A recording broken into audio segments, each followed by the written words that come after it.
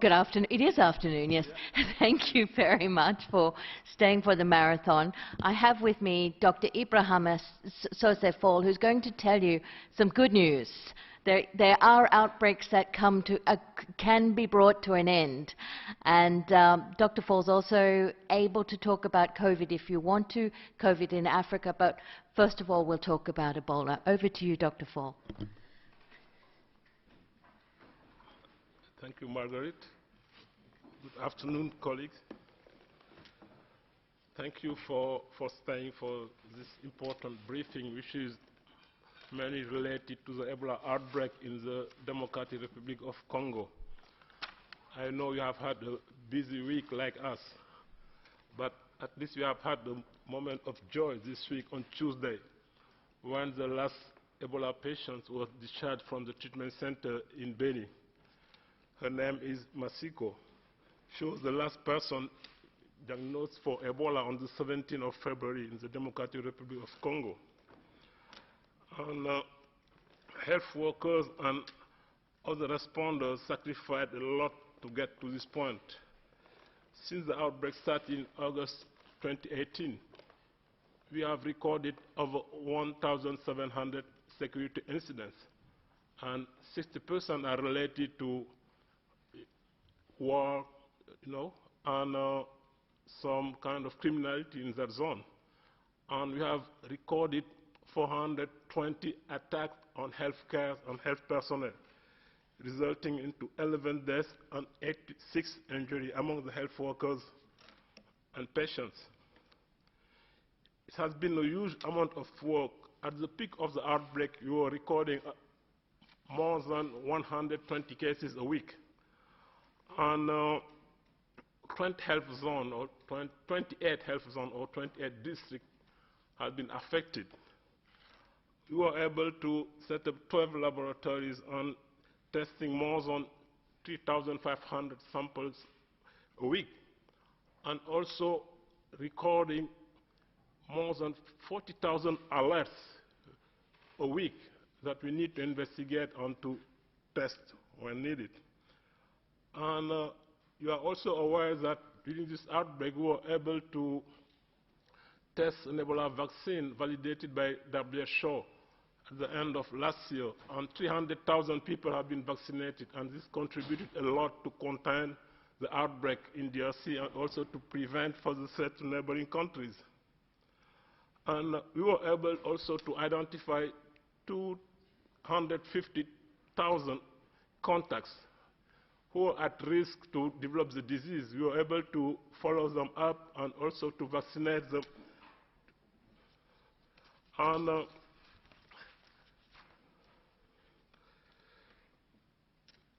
in terms of screening at point of control and point of entry with neighboring countries, almost 160,000 million people have been screened, and some Ebola cases detected at the border. And this will continue because the outbreak is not over. As you might be aware, WHO recommends waiting for 2 full incubation periods, that's 42 days, after the last person tested negative a second time before declaring the end of the outbreak. We must stay in active response mode to get us over the finish line. We have to be prepared for other cases emerging. It's a very real risk. You might remember that during the outbreak in West Africa, after the declaration of the end of the outbreak, we have had some flares in Guinea, Liberia, and Sierra Leone. And we have 4 reasons why the new cases may emerge during these 42 days and even beyond. First, because of the complexity of the security environment. We don't know if you have missed a case because of security situation, and if you are not vigilant, we can miss a flare-up from those parts of the country. Second, Ebola virus can persist in used needles, syringes, or vials for several weeks. It's really important to continue maintaining infection prevention and control in health facilities, including on those traditional and informal health facilities. Thirdly, Ebola virus can persist in body fluids of survivor for many, many months and can be transmitted well after recovery. And finally, we know that there is an animal reservoir and some transmission niche in DR Congo, so we need to be prepared to be able to detect and respond to any new outbreak. This is why it's critical to maintain surveillance and rapid response capacity. And although there is no cases, we continue to receive a number of alerts and to investigate them. We have an average of 5,000 alerts right now, still, because any symptoms that look like Ebola need to be detected and to be investigated. So it means that we need to maintain full capacity for some time. And we have over 1,169 survivors. So we have an important program to continue to provide care to the survivor, but also to make sure that we don't have any flare-ups, from the survivor. So we need to continue this work until the end of the outbreak, but also to continue transitioning into the health system, because it's really important to leverage the capacity we have built over the months to make sure that any new outbreak can be detected early enough and controlled. So to do this, we still need resources. We know that the focus now is more on the COVID-19, but we need to continue maintaining this capacity, and to do so, we still need additional $20 million for WHO to maintain the team on the ground, because we don't want to withdraw the team because we don't have resources and to have to start from scratch if you have a new flare-up. This is extremely important and really important for the global community to not lose focus on, because Ebola is also a matter of global health security. And we thank you very much for your contribution in terms of sharing communication, making sure that the world is aware of what is going on in this very remote part of the world. Thank you. Thank you, Dr. Fall. I'll open it now for questions. Jamie, go ahead. Hi, sorry, Jamie, Associated Press. I'm sorry, I kind of tuned in and out on that. Did you talk about coronavirus and the impact in Africa and what new cases you may have had? Did you say that and I missed it? No, I didn't talk about coronavirus, but if you have a question on coronavirus in Africa, I can respond. Well, I'm just curious as to what's the latest. I mean, are there... Okay, so far in Africa, we have recorded cases in Morocco, where you have 12 cases. We have had cases in Senegal, 4 cases. You have cases in Egypt. I saw just this morning a case from Cameroon and South Africa as well. But these are all people who traveled from Europe to Africa. And we'll continue to see this type of situation. That's why it was important for WHO since the beginning of the outbreak, having a risk analysis where we consider all countries as high risk. We started deploying capacity and equipment for laboratory testing in Africa, because when the outbreak started, it was only 2 countries, South Africa and Senegal, that were able to detect the disease. Now we have more than 40 countries who can test the disease. So it's really important for Africa, for African countries to prioritize early detection, to be able to contain it early enough, because if the outbreak is too large, if you have community transmission in Africa, the main challenge will be capacity for case management and treatment, having the emergency beds and room you need for a large number of sick people.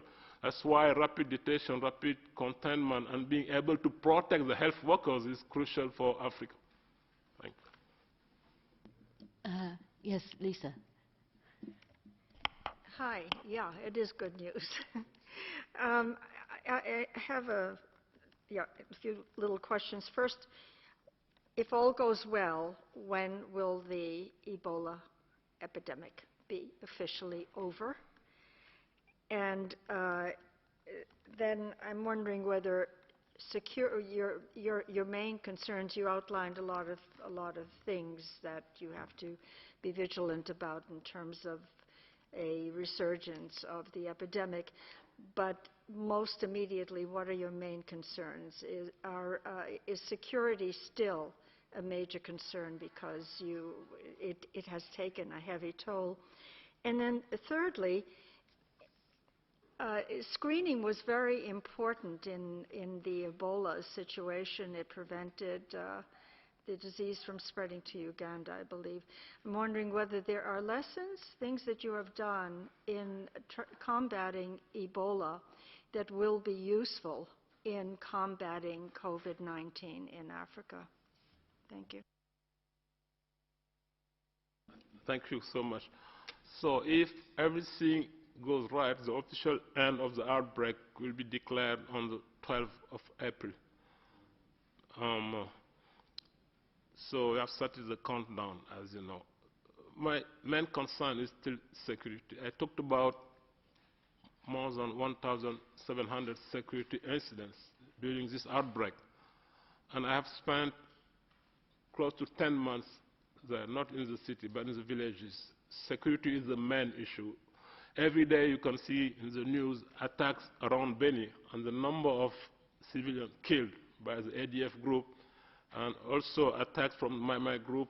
Last November, we have lost 4 people in Biakato because of the direct attack to Ebola responders. Security is still the main concern, but also the reason why we have had this huge outbreak was because of the weaknesses of the health system and the poor infection prevention and control in the health facilities. That's why the transition is crucial to make sure that we maintain capacity for primary health care, to be able to detect and rapidly respond to not only Ebola, but all the other outbreaks they have in DR Congo. They have monkeypox, measles, malaria, cholera. It's really a combination of many, many problems.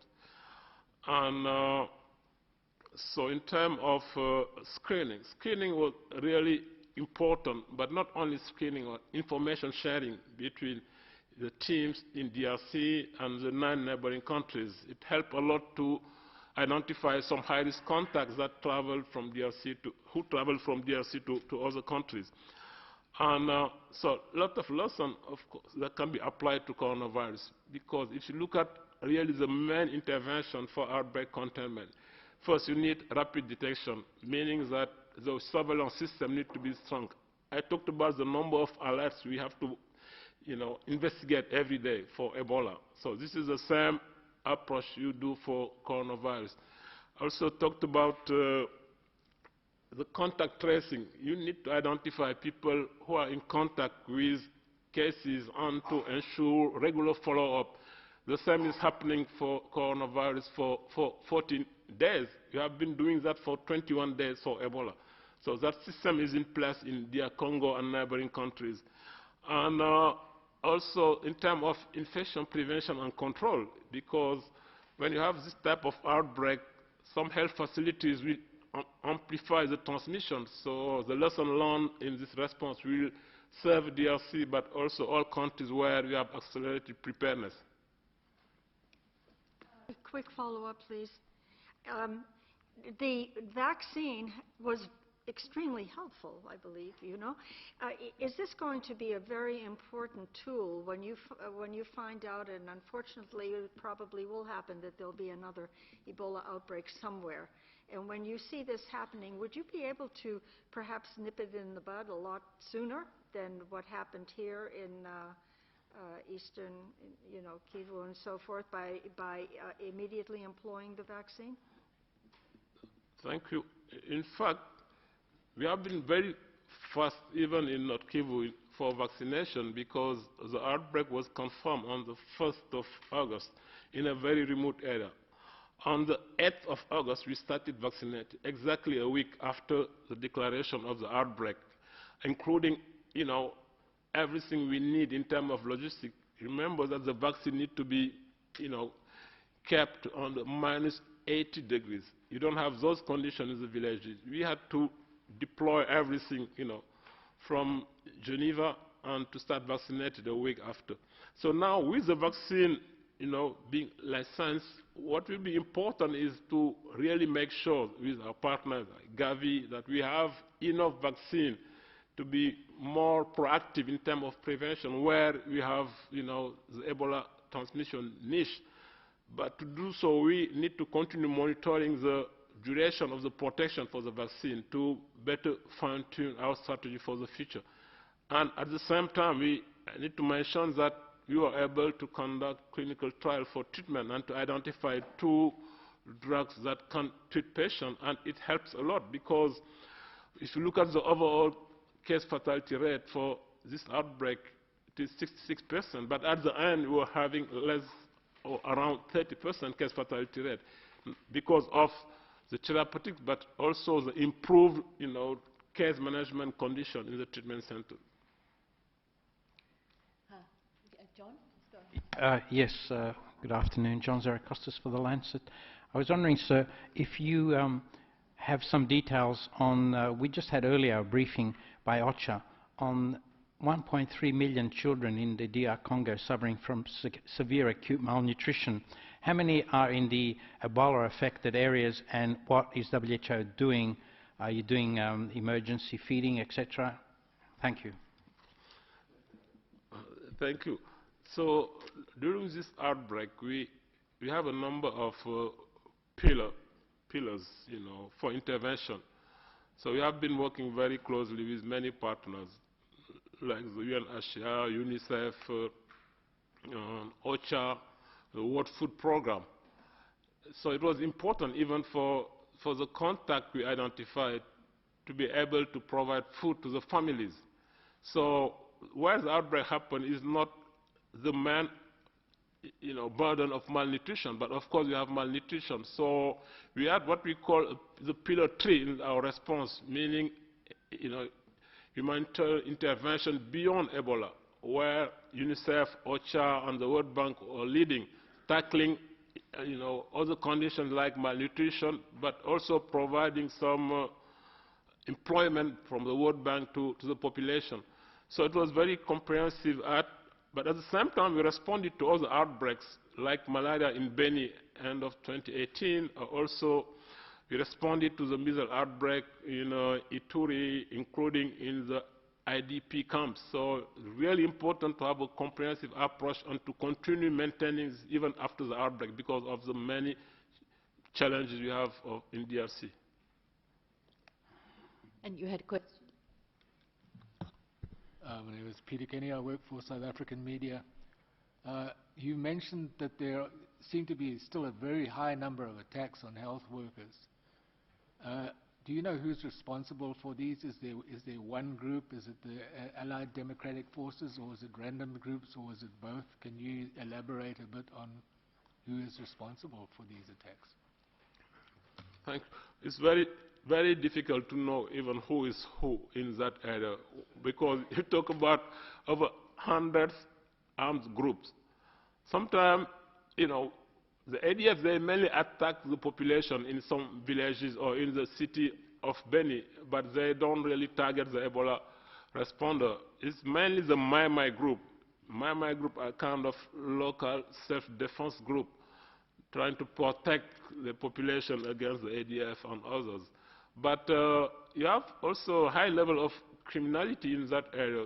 So anytime you are close to the mining areas, you will see attacks increasing. But even before Ebola, there were attacks in that area for more than 20 years. So Ebola was just happening in an area where even nobody, dared to go. We were obliged to go there to save the population because we didn't have any options. We knew that we would be exposed to this type of security challenges.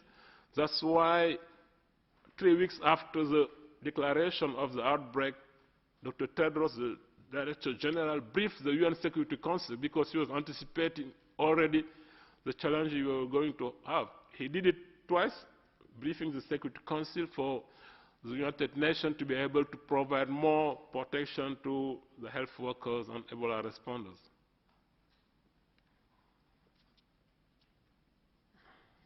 Go ahead, Nina. Hi, Nina Larson, AFP.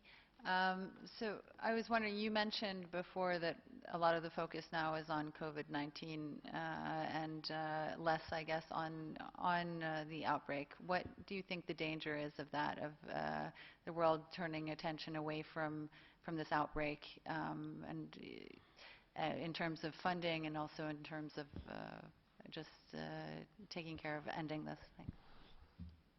Thank you. The risk is very high for many reasons.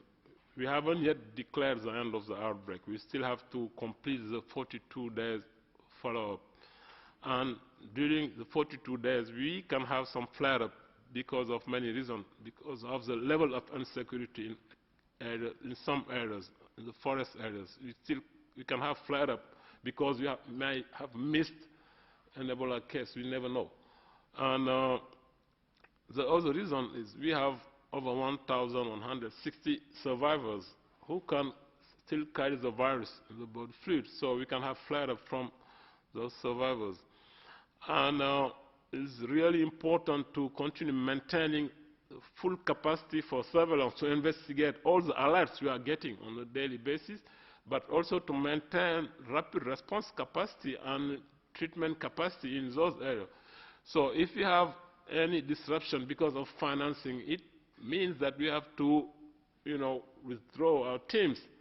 And the risk is to have to build from scratch again, to start deploying teams again when we have a new flare-up or a new outbreak, because Ebola is very prevalent in Congo. We have the ecological niche of Ebola. The transmission can happen anytime. So it's really, really important to maintain capacity and also invest on the transition to make sure that we are not going to leave that area as it was before the outbreak, because it was a disaster in terms of public health. Please go ahead. Gorgui Wadundoy, journaliste au Soleil de Dakar, continent premier. Je vais poser ma question, monsieur le directeur général adjoint, en français. Je vous prierai donc de bien vouloir me répondre en français.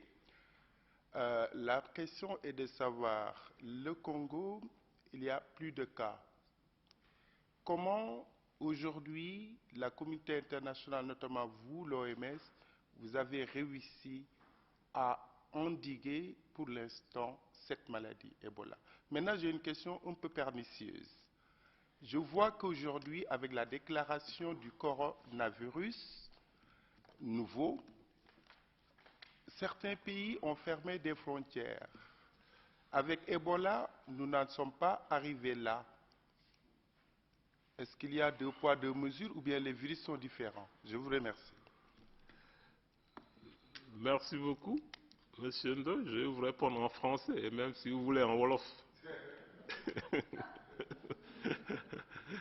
Donc, je pense que nous avons tiré beaucoup de leçons sur comment nous avons fait pour endiguer cette épidémie de maladie à virus Ebola.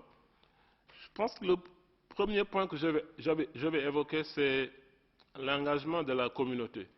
Vous savez, vous ne pouvez pas vaincre une épidémie de ce genre, et même le coronavirus, sans une communication claire et un engagement de la communauté. C'est la communauté qui gagne la bataille contre les épidémies. Cela a pris beaucoup de temps. Il nous a fallu engager des socio-anthropologues, déjà pour comprendre beaucoup de choses de cette communauté. Pour vous donner un exemple simple, la plupart des contaminations se passent durant les funérailles.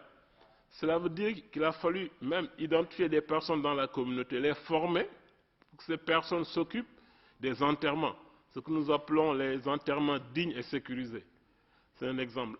Pour la surveillance et les alertes au niveau communautaire aussi, c'est cette même communauté donc formée qui détecte des alertes et qui nous avertit donc pour intervenir. Donc au-delà de ça, je pense qu'il a été extrêmement important d'être en mesure de déployer très rapidement des équipes. Et pour cela, l'OMS a beaucoup appris de l'épidémie de l'Afrique de l'Ouest en 2014. En ce moment, nous n'avions pas ces capacités opérationnelles. Nous donnions plus des conseils aux pays pour qu'ils fassent le travail. Mais avec la réforme du programme des urgences, nous avons un fonds de contingence qui nous permet de déployer les gens dans les 24 heures. Nous avons bâti aussi une équipe logistique solide qui nous permet de nous projeter dans les endroits les plus reculés. Et nous avons aussi travaillé de façon très coordonnée avec le gouvernement et les partenaires pour avoir une structure de coordination qui permette à tout le monde d'intervenir selon ses avantages comparatifs et d'éviter la fragmentation dans les interventions. Et les interventions étaient basées sur une approche de résultats. Cela veut dire que tous les matins, il fallait présenter tous les indicateurs clés et voir où nous en sommes. S'ils sont mauvais, prendre des actions pour les améliorer. Ensuite, il était extrêmement important aussi de savoir ce qui se passe en termes de recours thérapeutiques. Nous avons identifié plus de 3500 formations sanitaires au Congo. Et la plupart étaient des formations tradimodernes. On faisait la médecine moderne, la médecine traditionnelle. Donc investir dans la prévention et le contrôle des infections était quelque chose de crucial. Et bien entendu, comme je l'ai dit tout à l'heure, l'identification rapide des cas, parce que nous avons déployé 12 laboratoires mobiles donc dans les villages les plus reculés, et nous avons aussi assuré le suivi des contacts et des contacts à haut risque. La vaccination, comme je l'ai mentionné tout à l'heure, a été un élément clé. Sans la vaccination, cette épidémie aurait pu être hors de contrôle. La stratégie de vaccination autour des cas, donc ce qu'on appelle la vaccination en ceinture, a permis de circonscrire les foyers et de très rapidement donc, réduire le nombre de districts sanitaires et d'aires de santé touchés. Maintenant, en termes de fermeture des frontières, je crois que le règlement sanitaire international est très clair dans son article 43. Donc, le but du règlement sanitaire international, c'est de pouvoir contrôler rapidement les épidémies, mais aussi d'assurer la continuité des activités de voyage et de commerce. Et donc, l'OMS ne recommande pas la fermeture de frontières, parce qu'en réalité, quand on regarde, je donne l'exemple des pays africains, il est très difficile de fermer une frontière. Souvent, c'est une route qu'on appelle frontière, alors qu'on a des centaines de kilomètres de frontières. Et aujourd'hui, avec la mondialisation, vous voyez l'intensité du trafic aérien, donc, et l'interdépendance entre les pays, le plus important, c'est de mettre en place des mesures de prévention, des mesures de détection précoce et de rapide contrôle. Mais l'OMS ne recommande pas la fermeture des frontières. Et nous travaillons beaucoup avec ICAO et l'OIM et toutes les agences donc, qui ont un rôle à jouer dans ce domaine.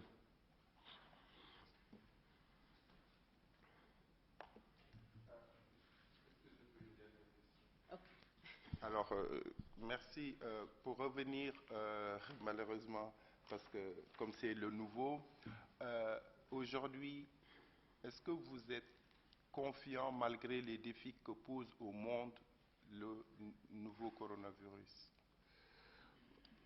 Merci. Nous avons vu beaucoup d'exemples et beaucoup de situations différentes. L'épidémie a commencé en Chine. Et la Chine a pris des mesures vigoureuses pour contenir l'épidémie et commencer à infléchir la tendance. Si vous voyez aujourd'hui, la plupart des cas sont rapportés en dehors de la Chine. Et on voit même d'autres pays qui commencent à exporter des cas en Chine. Et la Chine est en train de rapporter des cas qui proviennent d'autres pays. Donc, c'est le paradoxe. Cela veut dire que une des leçons apprises en Chine, c'est qu'avec des mesures de santé publique, on peut contenir l'épidémie. Je pense que ça, c'est extrêmement important. Mais pour cela, il faut une détection précoce. Les actions autour du premier cas dans chaque pays, c'est extrêmement important. Quand le premier cas est raté, on peut arriver à une situation où on a des clusters, des grappes. Il est important aussi, parce que souvent c'est une transmission donc, autour de la famille. À ce stade aussi, il est extrêmement important d'intervenir très rapidement pour maîtriser l'épidémie. On l'a vu à Hong Kong, on l'a vu en Chine, comme je dis, mais on a vu aussi dans d'autres pays où la réaction a été plus tardive. Aujourd'hui, on n'est pas exactement très clair sur les tendances de la maladie, par exemple en Italie, qui est un pays développé, en Corée du Sud. Donc il est important que chaque pays, quel que soit son niveau de développement, puisse assurer la détection précoce, donc l'identification des contacts et la prise en charge rapide. Maintenant, le défi majeur pour les pays donc, qui sont les moins développés, c'est d'abord ces capacités de diagnostic que nous sommes en train d'améliorer, comme je l'ai souligné tout à l'heure en Afrique, mais surtout la capacité de prise en charge. Combien de lits d'urgence, combien de bouteilles d'oxygène sont disponibles dans ces pays pour pouvoir assurer des soins intensifs? Parce que ce qui a fait la différence en Chine en termes de réduction du taux de mortalité, du taux de létalité, c'est surtout cette qualité de la prise en charge. Donc c'est pourquoi il est important que l'épidémie soit contenue en stade précoce pour que la pression sur le système de santé ne soit pas hors de contrôle.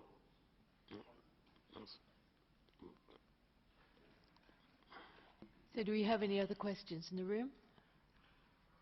Looks like not. So thank you all very much for attending, and we'll be putting the statement that Dr. Falls made on the web. We'll also be putting out some B-roll with pictures relevant, and we'll have a technical document explaining the details about end of Ebola and declaring at the end of Ebola, and we'll provide that package later today. Merci beaucoup. Thank you.